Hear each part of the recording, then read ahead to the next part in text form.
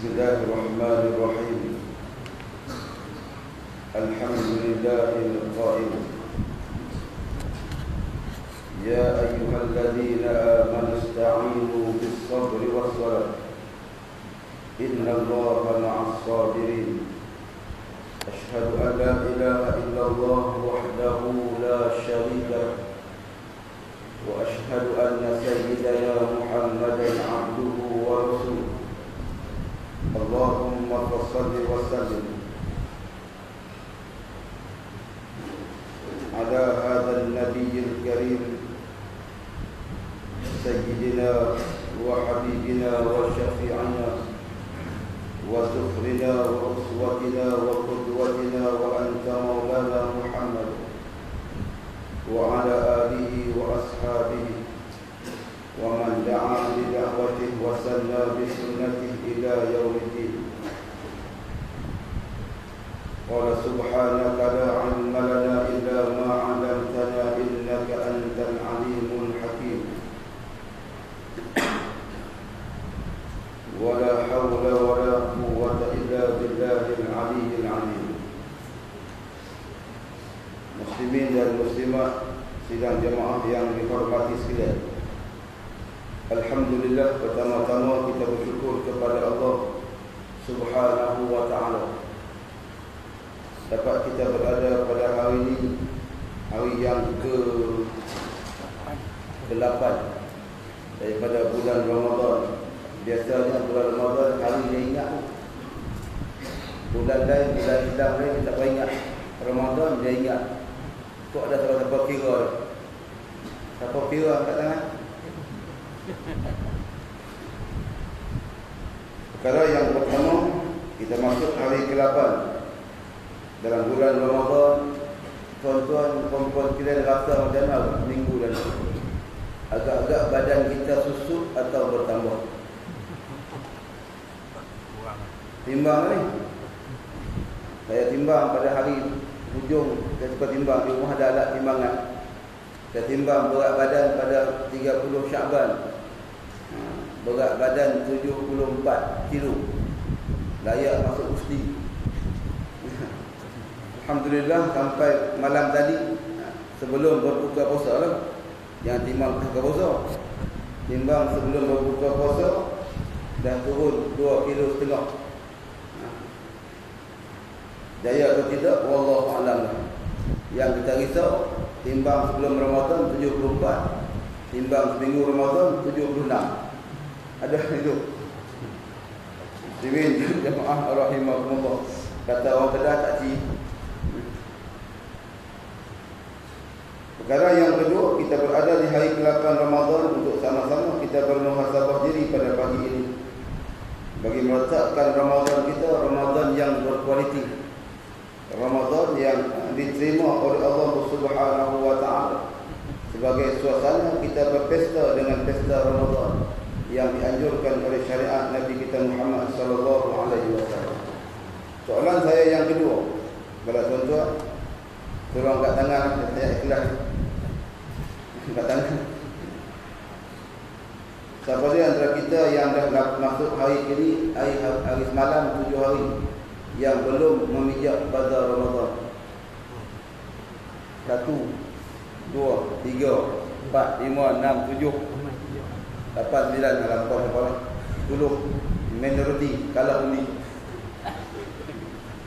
Yang lain semua dah pergi dah. Yang tanya abang tadi di sebuah, tanya abang tadi di Manjung dan kuliah, dia tanya hari ke-7 Ramadan, ada orang jawab, tak, saya pergi 8 hari tu. Tak tahu pergi macam mana, wallahu alam. Dia kata yang pergi Ramadan, pada Ramadan hari-hari, ucapan yang terbaik untuk dia ialah inna lillahi wa inna ilaihi raji'un. Tak balik fikir ni, sebab saya kata begitu. Suasana yang kita nak melihat dalam penghayatan atau dalam bahasa Arab disebut sebagai ihya Ramadan. Kapitalis Barat menganjurkan kepada kita untuk ihya Ramadan dengan berbagai pesta-pesta makanan. Syariat menganjurkan kita bulan Ramadan bulan ibadah. Kapitalis mengajar kita pada bulan ini bulan jual. Bunyi lebih kurang ya. ibadah dengan juada. Muslimin jamaah rahimakumullah. Al-Imam Al-Ghazali pernah mengaculkan kepada kita untuk kita memahami bulan Ramadan adalah bulan untuk kita mengadakan pesta mogok lapar. Kita menahan diri kita daripada kelaparan dan dahaga. Hanya sekadar hampir 12 jam di bawah itu. Saya berapa jam tu? 6 pagi kuranglah, 6 pagi hingga 7.30, juga 14 jam. Kita mampu bertahan. Bayangkan umat Islam di Finland, di Norway yang berpuasa selama 20 jam. Kalau kita 20 jam mogok habis, mati habis, bergelimpangan mati. Puasa 20 jam. Dan waktu mereka malam sekadar 4 jam. Waktu berbuka jam 11.30 malam. Waktu sahur 2 pagi. Masa mana buat tarawih, wallahu a'lam. Mana maghrib mereka begitu singkat. Lepas maghrib tu sambung isyak. Lepas isyak sambung tarawih. Lepas tarawih sambung sahur. Lepas sahur sambung subuh. Lepas subuh tidur. Dr. Muhammad Fakhrul Jui pernah menyebut, untuk kita yang nak berpuasa, untuk mengurangkan dosa cukup mudah. Nak mengurangkan dosa di Ramadan cukup mudah. Apatah lagi hari Sabtu dan hari Ahad. Balik sekali lagi lepas subuh tidur. Dosa tak banyak tuan. Bangkit pukul 10 mandi. Lepas mandi tidur. Dosa tak banyak. Bangun pula zuhur. Lepas zuhur tidur. Bangun mayang asar, lepas asar tidur. Bangun pula buka puasa. Dosa tak banyak, pahala pun tak banyak. Tak ada masalah. Mak kita stabil. Kehidupan yang sempurna. Dosa tak banyak, pahala pun tak banyak. Muslimin jamaah rahimakumullah. Antara ayat yang saya baca dakwah tadi, untuk kita memahami bagaimana tuntutan puasa yang sebenar. Dalam kita memahami, para ulama salafus saleh daripada sebuah kitab yang tajuk Misteri Ramadan. Di antara perkara yang belum kita selongkar, yang belum kita kaji secara sepenuhnya, kenapa Allah mensyariatkan Ramadan dengan meletakkan ayat di hujung syariat Ramadan itu, la'allakum tattaqun. Mudah-mudahan kamu bertakwa kepada Allah Subhanahu wa ta'ala. Di antara perkara yang Allah sebut kepada kita yang sama di bulan Ramadan atau bulan-bulan yang lain, Allah menyebut kepada kita, ya ayyuhalladzina amanu ista'inu bis-sabri was-salah innallaha ma'as-sabirin.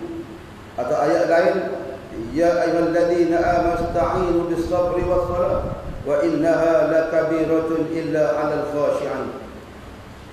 Antara maksud Allah Ta'ala memberikan kepada kita pengajaran untuk mereka yang beriman kepada Allah Subhanahu wa Ta'ala. Wahai orang-orang yang beriman, minta tolonglah kamu dengan kesabaran, minta tolonglah kamu dengan ibadah sembahyang. Sesungguhnya Allah akan bersama dengan orang-orang yang bersabar. Dan ayat lain Allah kata, wa innaha lakabiratun. Sesungguhnya dua perkara itu adalah perkara yang besar, yang berat. Wa innaha lakabiratun illa 'alal khashi'in. Melainkan orang yang khusyuk begitu mudah. Di antara tuntutan untuk kita memahami la'allakum tattaqun ialah bulan Ramadan, bulan menguji kesabaran kita. Bagaimana sifat kita, bersabar atau tidak bersabar dalam mengharungi ujian di bulan Ramadan al-Mubarak ini. Adakah kita berjaya sepanjang 8 hari, 7 hari yang lepas dalam bulan tersebut, dalam waktu ini? Atau kita masih lagi di paras sederhana? Atau kita berada di peringkat kita masih gagal dalam mengharungi ujian Ramadan? Antara perkara untuk kita berbincang adalah perkara sabar. Bagaimana bentuk kesabaran yang perlu ada? Di antaranya kata salafus saleh dalam memahami makna takwa ialah mereka yang bersabar sudah pasti akan ada sifat ketenangan. Tenang dalam semua urusan di sepanjang bulan Ramadan ini. Kadang-kadang kita tak boleh sabar rupanya. boleh bersabar dalam beberapa hal. Kita sebut dulu bagaimana sunnah Nabi SAW di bulan Ramadan yang tuan-tuan memang tak pernah tinggal. Sunnah Nabi dua perkara sunnah yang tak pernah kita tinggal. Tapi adakah kita betul-betul mengikut sunnah? Sunnah di bulan Ramadan yang tuan-tuan dan saya diri tak pernah tinggal. Yang pertama apa tu? Yang pertama bersegera berbuka puasa. Kok ada siapa tinggal? Masuk maghrib 7.30 36. Ada yang buka puasa 7.46. Tolong kat tengah. Tak relax ke? Tangguh 10 minit. Tak ada. Semua mengamalkan sunnah. Bahkan yang kita risau belum 7.30, pukul 6.30 dah pegang gelas dah. Pusing gelas. Ini gelas tak ada ni. Tak ada air ni. Tak ada air. Hilang sifat sabar kita. Waktu bilakah yang patut kita mula menanti untuk menghidupkan sunnah Nabi ini? Menanti waktu berbuka. Adakah kita menanti pada jam 3 petang, 4 petang, 5 petang, 6 petang, 6.30, 7? Tak. Wallahu a'lam. Bergantung pada tahap kesabaran yang ada pada kita. Sunnah yang kedua yang memang kita tak tinggal adalah memakan buah kurma. Rumah sahabat tak ada buah kurma. Dalam Ramadan kan kurma habis. Dan kita memang tak pernah meninggalkan sunnah mengambil sebiji 2 buah kurma ketika waktu berbuka. Memang itu sunnah. Tetapi selepas kurma itu punah. Tuan-tuan, ada antara kita yang ambil kurma sunnah dah. Lepas habis kurma tangan boleh basuh, sambung nasi tak banyak satu talam. Lagi berbagai juadah makanan yang kita hidangkan. Tu saya pesan dah banyak kali dah. Untuk orang lelaki kalau boleh, orang lelaki lah, khususnya orang muslimin, datanglah berbuka puasa di masjid. Kerana di masjid akan menguji kesabaran kita. Dia akan boleh mendidik kita untuk bersifat sabar, bersifat tenang ketika berbuka puasa. Kok ada siapa-siapa main masjid berebut juga? Tak ada. Tuan-tuan mari masjid tuan-tuan, macam tahun lepas orang mewah perkenal saya. Mantan kita imam dia, kita ustaz dia kenal. Satu hari tu saya sampai lewat dan kita buat tahlil di masjid tu, tiap-tiap hari buat tahlil arwah. Hari tu tahlil start lewat hampir pukul 7. Dia habis lewat lah. Biasanya kita turun duduk makan tak kira tempat mana. Pagi petang tu AJK masjid nak kenal saya. Sebab kita pun sabar tak kisah. Kata ustaz kat ujung kali meja ujung VIP. Kita ingat VIP ni makan sedap. Kata dia letak kat meja saya satu piring kurma 3 biji, air mineral hak botol cawan. Satu je kata. Sebab meja ujung VIP.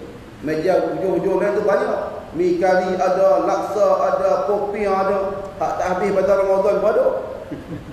Amalan sedekah tak. Biasanya sedekah elok ni tak habis. Orang tak ke masjid. Orang masjid ni pelahak belakang. Dia test. Ustaz cukup dah kurma 3 biji. Cukup. Sunnah Nabi. Air cukup. Dalam hati tu berjumpa. Selak ke orang boleh saja. Aku buat kurma. Mana itu nak bangun ambil? Tak bangun tuan, malu. Kalau aku bangun ambil lagi, ustaz cakap kata makan sikit tak apa. Mana itu antara peradaban kita berbuka puasa di masjid. Tak buruk. Sikit pun cukup. Kalau berhati menyumpah. Hak banyak dia punya, hak sikit aku punya. Kita melihat tuan-tuan, kesabaran yang perlu ada, ketenangan yang perlu ada, yang hingga sampai ke darjah kita layak mendapat taraf ketakwaan kepada Allah Subhanahu wa taala. Muslimin jamaah yang dihormati sekalian. Perkara yang kedua Allah sebut untuk kita minta tolong, sama ada di bulan Ramadan atau bulan-bulan lain. Allah kata ista'inu bis sabri was salat. Yang kedua, minta tolonglah kamu dengan ibadah sembahyang. Kenapa Allah suruh kita minta tolong dengan ibadah sembahyang? Kerana sembahyang satu program yang disusun oleh Allah Subhanahu wa taala untuk menguji sama ada kita boleh mendekatkan diri kita dengan Allah atau semakin jauh kita dengan Allah Subhanahu wa taala. Saya bulan puasa banyak jalan. Contoh pada malam pertama, saya sembahyang tarawih di Masjid Surau, Taman Terus Maju, Setiawan. Ada saudara di sana apa?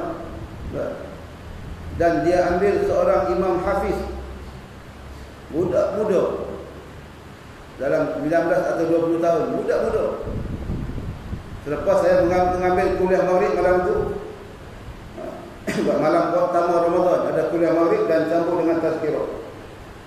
Selepas kuliah maghrib, imam ditanya, "Ustaz, nak baca surah panjang mana?" Dia tak biasa jadi imam di tempat, di taman-taman, biasa kampung dia biasa.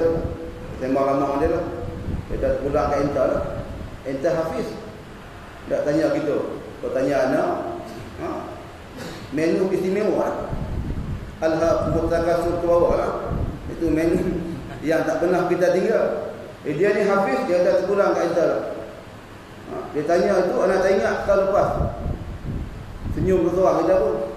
Tak ingat peristiwa tahun lepas ada sebuah masjid yang meminta supaya saya menyediakan imam hafiz yang terbaik.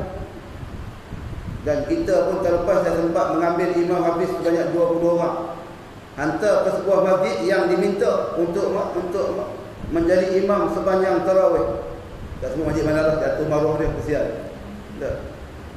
Dia minta, "Ustaz, tolong bagi kami 2 imam hafiz dan kami akan bayar seorang 3,000. Duit banyak masjid ni. Bukan masjid lama lah. Masjid lama lagi banyak. Dah lama masjid lama. Masjid baru duit tak banyak. Masjid lama pada kurun-kurun masjid kita ni. Bukan baru. Saya kata betul tadi. Betul tak? Kami nak imam yang baik, kau boleh guru. Saya pergi ke Yala, dapatkan 2 imam di Yala, Thailand. Tahun lepas saya dapat 22 orang, tahun ni cuma dapat 18 orang. Di Sakun, Yala, Patani, Naratiwat, semua Thailand lah. Kita ekspor, import. Okey. Kenapa nak minta nak bayar tinggi ni? Kami dah bincang AJK Masjid, pihak imam-imam bersetuju nak buat perubahan tahun ni. Apa perubahannya? Kami nak minta imam tahfiz baca surah panjang sikit. Panjang mana saya tanya? Jadi segulat suara dalam suara AJK Masjid minta untuk dibaca dalam 8 rakaat tersebut, setiap rakaat mesti imam membaca 2 helai. Yakni 4 muka surat. Tuan-tuan dengar, saya pun terkejut. Ini sudah ada perubahan yang cukup drastik masjid tersebut. Masjid tempat sengaja juga. Biasanya surah pendek-pendek, tahun ni minta panjang. Kita pun bagilah. Bagi dengan masjid itu menyediakan rumah, menyediakan tempat penginapan yang cukup istimewa. Untuk duit berbuka puasa lain, duit 3,000 tetap lah. Tak, itu fixed deposit. Takkan kurang lah. Kita mendengar, alhamdulillah, bagi hak terbaik, guru. 2 orang guru dengan suara taranum yang begitu baik. Sebab kita test dulu. Walaupun kita bukan ahli lagu, dengar sedap ke jadi tu. Tak menyanyi tak pandai pun. Dengar menyanyi sedap ke okey daripada sedap. Cuma yang kita duga cita hari ketiga, Tok Imam telefon. Cakap dalam bahasa Thailand lah. Tanya saya, "Ustaz, pihak masjid minta suruh korang pada malam keempat. Korang apa? Korang bacaan surah panjang sangat." Mula dia yang minta. Malam keempat minta boleh tak? "Ustaz, imam tolong pendek sikit." "Banyak mana?" "Tinggal 9." Dia tanya dia, pihak JK Masjid kata apa? Dia minta korang kan, korang bacaan. Duit korang, duit tak cukup Ustaz. Tak apa. Tak cukup duit korang tu. Dah atas janji 3,000, dah korang tinggal 9, tinggal 2,000. Kata duit sebut, tak sebut. Tak apalah, alhamdulillah. Kekal 3 sampai 3 hari. 3 hari baca setiap rakaat 2 helai. Hari keempat diminta untuk korang tinggal selai. Yang ni 2 muka surat. Tak sampai seminggu telefon pada. Minta korang lagi diskaun. Tawaran di bulan Ramadan. Korang mana? Kau boleh satu rakaat semuka dah. Saya tanya duit korang tak korang, tak sebut duit pun, tak baca, entah baca je lah. Lagi senang kerja enter, tak banyak nak lapangkan masa untuk beringat. Sebab dia pun ada masa untuk kena baca juga. Dah malam ke-10, malam ke minggu kedua, dah tinggal semuka. Lega. Cuma hujung-hujung Ramadan, telefon kali lagi. Pihak imam pengurusi apa tua imam kata minta tolonglah kalau boleh malam-malam hujung ni orang tak ramai, satu muka buat 4 rakaat. Balik asal balik. Ini kualiti umat Islam. Lepas tu malam pertama saya sembahyang tarawih tu Imam Hafiz ni baca satu muka setengah. Dan tidak ada sungutan ketika sembahyang. Cuma sungutan bila? Semasa nak balik. Kita masuk dalam kereta, angkat telefon kejap. Ada orang sembang tua-tua atas motor. Imam ni mentang-mentang dia muda, baca panjang sama. Dia semut kat belakang. Tak boleh semut depan. Masya Allah. Inilah kualiti itu. Tu yang Allah kata wa innaha lakabiratun illa 'alal khashi'in. Sembahyang ni walaupun nak begitu tak pendek sebenarnya bukan panjang. Adakah 2 helai itu panjang? Nak banding dengan zaman Nabi sallallahu alaihi wasallam. Berapa lama Nabi mendirikan sembahyang tarawih di masjid? Amalan tarawih sembahyang bermula selepas Isyak. Bila masa Nabi habis tarawih dan Nabi balik ke rumah? Rumah Nabi, masjid Nabi, rumah Nabi dekat dengan masjid, kembar masjid. Maknanya dekat sangat. Dan Nabi balik selepas tarawih adalah di tengah-tengah malam. Maknanya 4 rakaat antara 4 jam ke 5 jam. Sembahyang tarawih di zaman Nabi sallallahu alaihi wasallam. Zaman kita sembahyang tarawih campur dengan murid baru 2 jam. Tak, campur murid, campur sembah 3 jam. Tak, baru balik. Buat pula 8 rakaat je dah. Tak, hari tahun ni kita agak selesa tadi kerana isu bilangan rakaat tidak lagi menjadi isu yang besar. Tak, dah jadi itu sampingan je. Dan kita melihat inilah satu benda sembahyang tarawih yang kita lakukan rupanya benda yang mentarbiah diri kita sesuai dengan bulan Ramadan untuk kita boleh hadir sepanjang malam Ramadan. Kalau boleh tuan-tuan saya mencabar diri saya tuan-tuan, kita berada di masjid ini sehingga di penghujung Ramadan. Bukan hanya kita penuh sebagai besar umat Islam yang meraihkan Ramadan minggu pertama insya-Allah masjid surau penuh, minggu kedua, minggu ketiga, minggu hujung surau masjid kembali lengang seperti biasa. Bahkan sof-sof yang akan panjang pula di tempat-tempat lain. Sof mana pula? Sof di Tesco, sof di Giant semakin panjang. Malam tadi tuan bayangkan di Bilion Manjung perasmian, dibuat perasmian baru, Bilion baru.